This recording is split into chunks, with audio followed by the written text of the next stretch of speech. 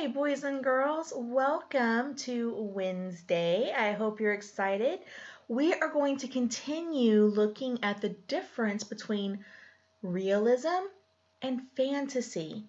Now, remember, realism is something that can really happen, and fantasy is something that could never, ever, ever, ever, ever happen. Ready to go? This is Pickles to Pittsburgh, the sequel to Cloudy with a Chance of Meatballs. Read with permission by Simon & Schuster. Written and colored by Judy Barrett. Drawn by Ron Barrett. Dear Henry and Kate, I'm having the best vacation ever, but I don't get much rest. I really wish you were here. Our group travels around in a big blue bus and somehow it manages to climb up and down the tallest and bumpiest mountains and around some of the biggest plants I've ever seen. We visited many unusual places, met the local people, and even helped them out with some of their chores. I'm taking lots of pictures because this place is hard to believe. Can't wait till I see you next Thursday. Love and hugs, Grandpa. We all missed Grandpa an awful lot. His Saturday morning pancakes, his mostly funny jokes, and especially his wonderful bedtime stories. Tomorrow would be Thursday and he'd be home. We could hardly wait to hear where he had been and what he had done. To pass the time, we helped Mom make spaghetti and meatballs for dinner. Henry made the largest meatballs we'd ever seen. They barely fit into the pot. Mom thanked us for helping, but asked that the meatballs be much smaller next time. After we finished eating, Henry and I cleared the table so we could help bake a special welcome home cake for Grandpa. It was chocolate with strawberry icing and made in the shape of Grandpa's face. We licked as much of the batter off the spoons as we possibly could. I took Grandpa's postcard up to my room and put it on the little table beside my bed. I kept staring at it and wondering. The lamplight made bright a photograph of a wonderful place that seemed somehow familiar. I said good night to it and drifted off into my dreams. Surrounded by milky blue skies, and with Henry as my co-pilot, we carefully steer our plane through large puffs of mist. Soon we find ourselves soaring over an island, a very lumpy island. From the air, it looks like a gigantic feast. Immense vegetables, salads, and desserts lie beneath us. The mountains look like huge loaves of bread. We decide to take a closer look and prepare ourselves for a bumpy landing. Avoiding some broccoli and narrowly missing a tremendous hamburger on an oversized bun, we come down and taxi on what appear to be giant strips of crisp bacon. Henry and I step down from the plane and look around in awe. Before us lies a strange but wonderful landscape. We are surrounded by larger-than-life vegetables. Nearby is a lake that smells like breakfast, bordered by leafy jungles of lettuce that resemble a tossed salad. We try to keep our balance as we walk around the top of a gigantic bagel and past a forest of towering carrots. One is pierced by a tunnel large enough for a car to drive through. Off in the distance, we see popcorn snowing down onto the peaks of enormous rolls. Way above our heads, high up in trees that look like broccoli, chubby birds are nesting in huge shredded wheat biscuits. Ahead of us, at the end of a long road, lies what looks like an abandoned town. Eager to know where we are, we start walking toward it. Sweet-smelling rain begins to fall. It collects in hundreds of open containers that are lined up in a field beside the road. Lots of orange puddles are everywhere.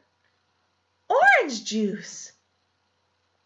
All of a sudden, we find ourselves standing in the shadow of a giant tuna fish sandwich being delicately airlifted by a helicopter. In the distance, another helicopter races off with a jumbo pickle in tow. When we reach what is left of the town, we see the remnants of a sign welcoming us to a place called Chew and Swallow. I know I've heard that name somewhere before. We walk through the entire town in amazement. Up ahead, lots of workers wearing helmets and dressed in matching uniforms are loading huge potatoes onto a truck.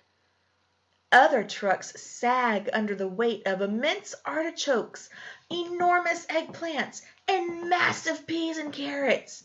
Foot-long veal cutlets are stacked up to be packed for shipping.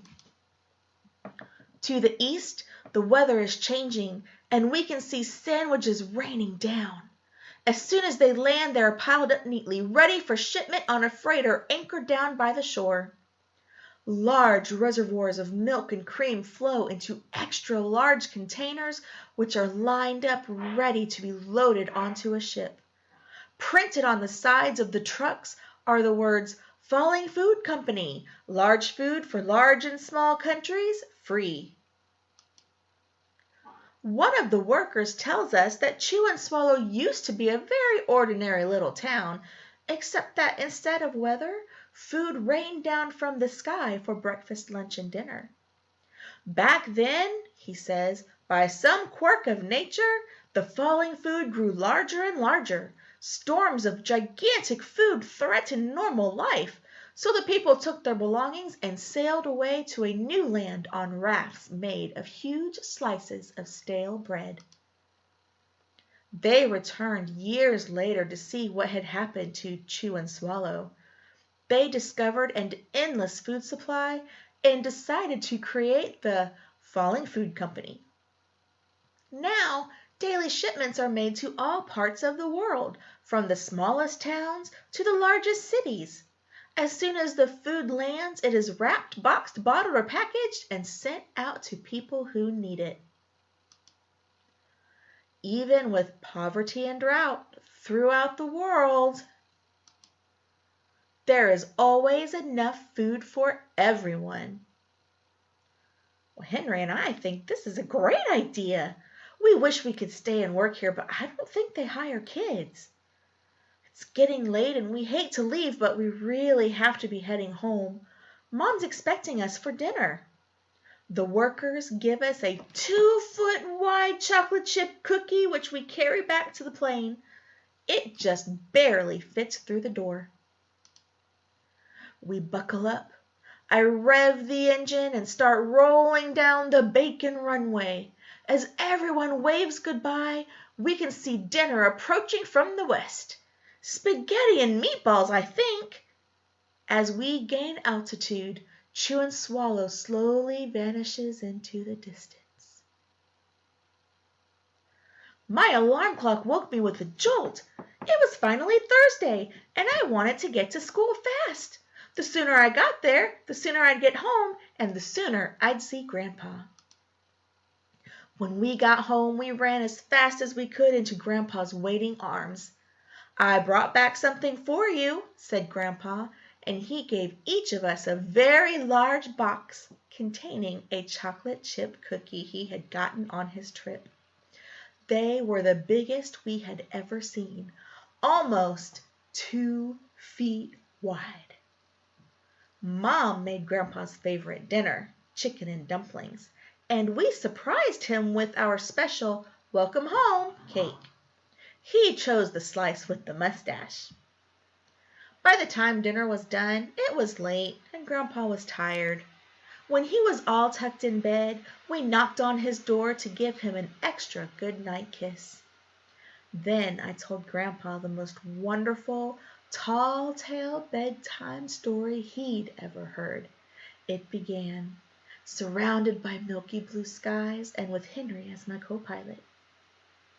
Grandpa stayed awake till the very end. Then he looked at us with a very funny glint in his eye and said, "Wait till I show you the pictures I took on my trip." And then he drifted off into his own wonderful dreams. The end. Well, boys and girls, I hope you enjoyed this story. And I think maybe if we look carefully at those drawings or illustrations and some of the words that are in the story or the text, we can figure out what's real and what's fantasy, can't we? Boys and girls, guess what? Have you noticed anything different with the colors on the pictures when we go from something that's real to something that's fantasy? We'll look at that again tomorrow. Have a great rest of the day and get ready for our exit ticket.